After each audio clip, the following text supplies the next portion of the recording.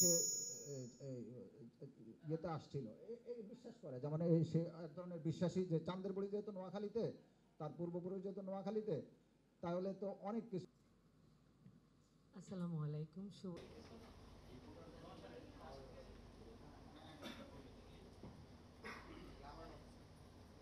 অনেক ভাষায় নাটক করেছি, নোয়াখালী ভাষায়ও এর আগে নাটক করেছি। এবারে একটা দীর্ঘ যাত্রায় নোয়াখালীর ভাষায়, নোয়াখালীর যে অনেক মিথোলজি নিয়ে এই কাজ, এবং কিছু স্যাটায়ারও আছে। আমার বয়স এখন বাস্তব বয়স যা, তার সাথে আমি ৮০ বছর একটি চরিত্র করি। সে ৮০ বছরের একটি কণ্ঠস্বরকে ধারণ করে এই চরিত্রটি আমার করা।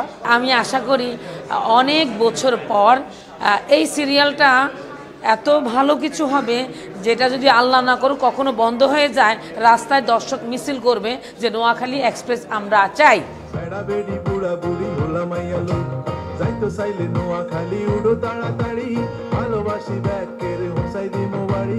মোহিনী চরিত্রটা এখানে চমৎকার একটি চরিত্র।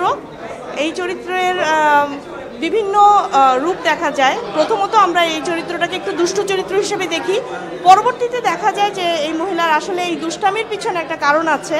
তো কারণটা আপনারা নাটক দেখলেই বুঝতে পারবেন।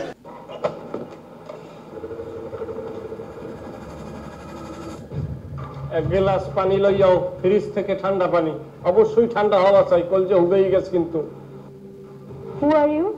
ইফ যদি ইজ হয় বাট কিন্তু হট কি, আন্ডার নিচে হ্যাভ আছে, চাবি ইংলিশ কি। আপনি কে? সাকিব খান। প্রতিটা চরিত্রে উনি এমন কিছু ইতিহাস তুলে ধরেন যেগুলো আসলে আমারও জানা নেই। উনি গুগল সার্চ করে এক একটা ক্যারেক্টারের খুব ইন্টারেস্টিং ওয়েতে কিছু সংলাপ নিয়ে আসেন। মনে করেন যে একদম আজ থেকে 100-200 বছর কিছু আগে অনেক ঘটনা, সেগুলো আস্তে করে ক্যারেক্টারের সাথে রিলেট করে দেন। এইটা একটা নতুনত্ব আমার কাছে খুব ভালো লেগেছে।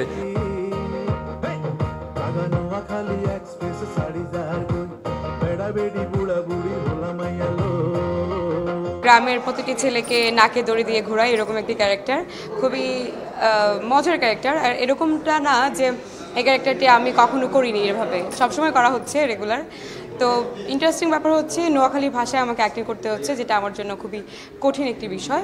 তারপরেও আমি শুধুমাত্র ক্যারেক্টারের জন্য করতে পারছি, শুধুমাত্র আমাদের ডিরেক্টরের শিখিয়ে দেওয়ার জন্য আর কি। সবাইকে হচ্ছে একটা মিথ্যে প্রলোভন দেখাই। আমি প্রথম ধাপে 100 জনের একটি টার্গেট দেই, যেটা কিনা তারা হচ্ছে সবাই এই ঝোঁকে পড়ে যে যা কিছু পারছে, জায়গা হোক জমিন হোক সব কিছু বিক্রি করে হলেও আমার এই কোম্পানিতে বিনিয়োগ করার জন্য তারা আগ্রহী হচ্ছে। নোয়াখালীর চাঁদের বড়ি আছে চাঁদের দেশে, তো আমরা সেটাকে এমন বিশ্বাসযোগ্যভাবে করে তুলেছি। যেমন আমরা এখানে একটা নভোযান দেখিয়েছি, যেটার নাম হচ্ছে নোয়াখালী এক্সপ্রেস। এটাই হচ্ছে মূল নাটকের নাম। থেকে নোয়াখালী এক্সপ্রেস হয়েছে, আমরা একটা নভোযান দেখিয়েছি, যে নভোযানটি চাঁদের বুড়িকে নোয়াখালীতে নিয়ে যায়। এরকম অনেক মিথ নোয়াখালীতে প্রচলিত আছে। চর আলেকজান্ডার বলে একটা জায়গা আছে, সেটা সম্রাট আলেকজান্ডারের নামকরণে করণীয়। এই ধরনের নানান বিবিধ মিথগুলিকে আমরা বিশ্বাসযোগ্যভাবে তুলে ধরার চেষ্টা করি।